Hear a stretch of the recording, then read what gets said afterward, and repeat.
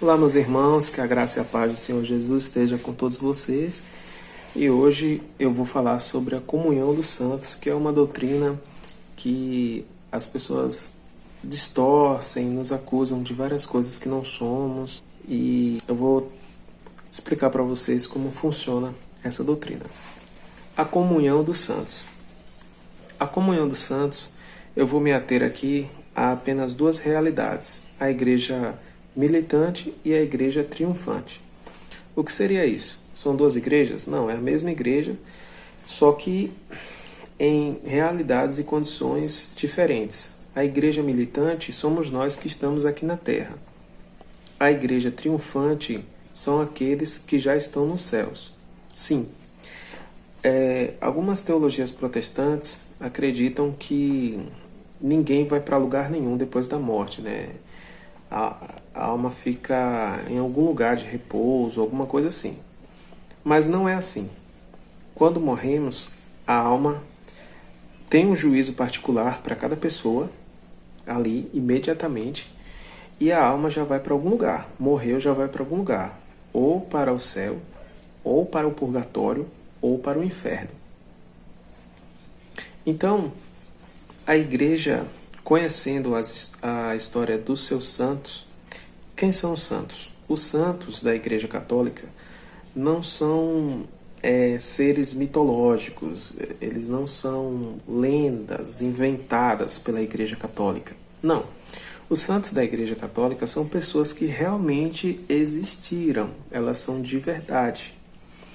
E essas pessoas conseguiram atingir vamos dizer assim, um grau de santidade muito excelente.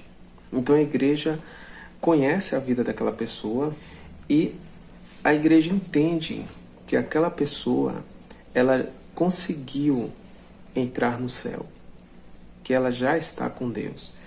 E aí a gente tem santos aí que eu acho que nem os protestantes têm dúvida de que eles atingiram a santidade. E nós sabemos, nós católicos sabemos, que eles já estão no céu com Deus.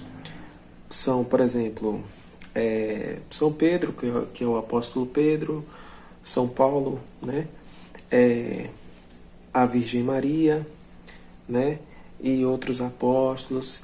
E depois dos apóstolos também, outros santos da igreja que não foram apóstolos, outros santos que virão depois da morte dos apóstolos, e até hoje existem santos aí surgindo, né? Então, os santos, eles são pessoas que realmente viveram uma vida de santidade. E essas pessoas já estão no céu, certo? E aí onde vai entrar a comunhão dos santos. Aqui na Terra nós já vivemos essa comunhão. Nós pedimos oração uns pelos outros, né? E acontece. E nós conseguimos receber alguma graça de Deus por meio da oração de algum irmão, né?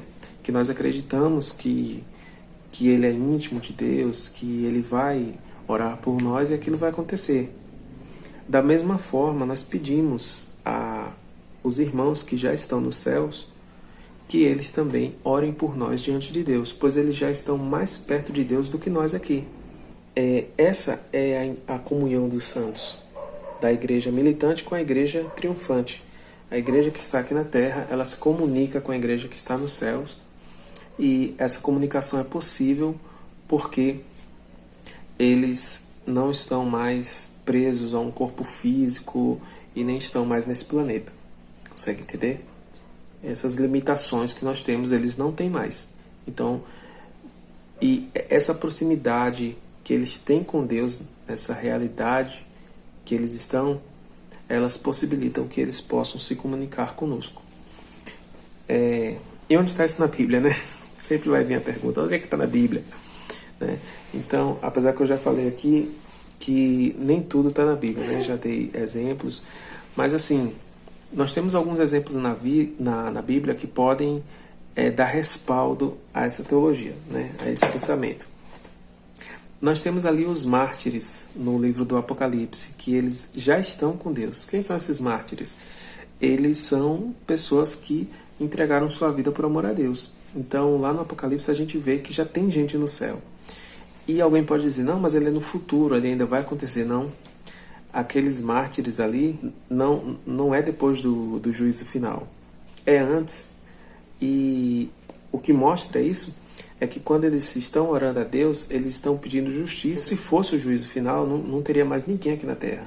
Se fosse depois do juízo final. Né? E por que eles estariam rogando a Deus para fazer juízo se eles já estão no céu junto a Deus, se Deus já julgou o mundo? Não tem sentido.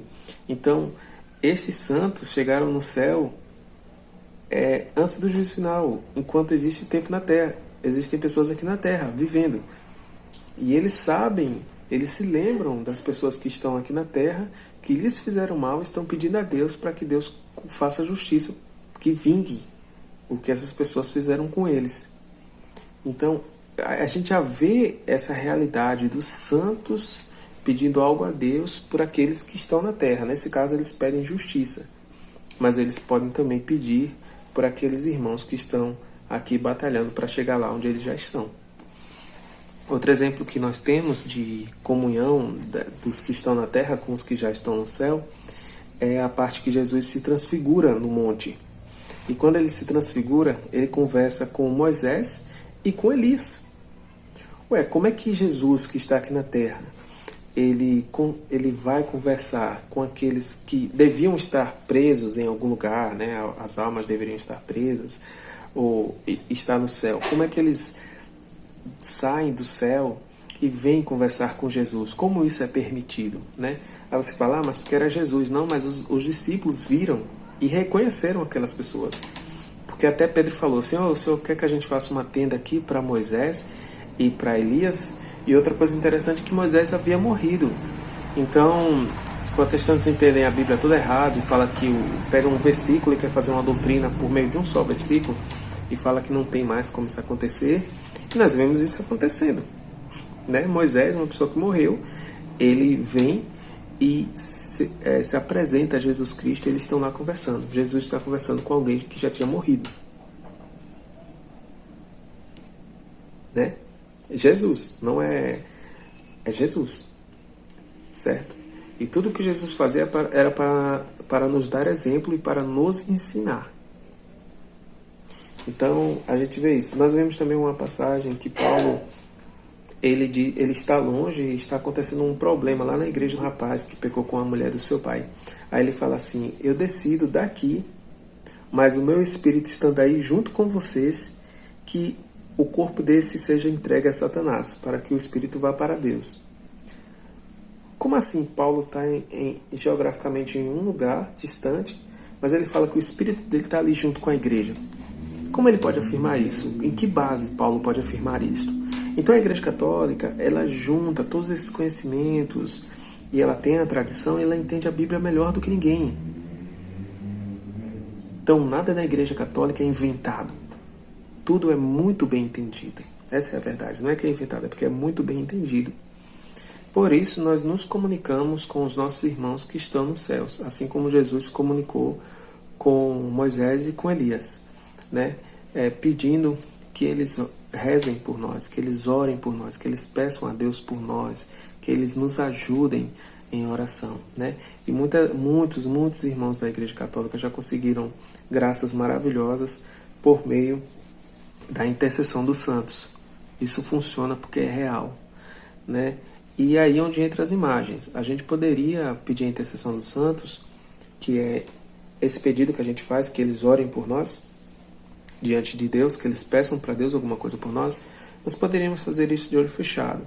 Mas as imagens servem porque o ser humano ele é muito visual e tátil, né? O ser humano gosta de ver, gosta de pegar, gosta de sentir. Então as imagens ajudam nessa comunicação, nessa meditação, né? Você olha para uma imagem ali, por exemplo, da Virgem Maria, com aquele olhar piedoso, bondoso, e você consegue sentir melhor o amor daquela mulher, daquela santa que está ali diante do seu Filho Jesus, já no céu, ajudando a igreja, com a sua intercessão, com os seus rogos, com o seu pedido. Entende? A imagem ajuda nessa concentração. Então as imagens são apenas para isso, apenas como uma representação e como uma forma visual, uma forma tátil de concentração que ajuda na oração. E ajuda muito mesmo, né? Você imaginar, por exemplo, o seu pai que está longe, sua namorada que está longe, é uma coisa. Agora, quando você tem a foto aqui que você está olhando, você chora, você passa a mão na foto, você quer sentir a pessoa por meio daquela foto. Então, a foto é uma imagem. Então, as imagens, ela tem esse poder. É uma questão, sabe, psicológica, mental, sabe, cerebral. É uma coisa assim. Então, funciona. Então, a igreja usa a imagem há uns 2000 anos aí e tem funcionado muito bem. Por isso que a igreja nunca abriu mão das imagens, né? Apesar de todas as críticas ignorantes e dos ataques, né, de pessoas quebrando imagens, aquela coisa toda, a igreja católica, mesmo alguns que saem da igreja católica iludidos por mentiras de protestantes que dizem que aquilo é idolatria, não sei o quê, mesmo a igreja católica perdendo essas pessoas por causa de mentirosos, por causa de gente ignorante ou pessoas que não entendem, nem buscam entender a teologia católica, ela nunca abriu mão das imagens. Não é interessante? Se a igreja católica estivesse atrás de multidão, de encher a igreja para ter mais dizimista, para ter mais gente ali, ela diria, tudo bem, a gente tem muitos protestantes aí, o problema é a imagem, vamos tirar as imagens para a igreja católica encher.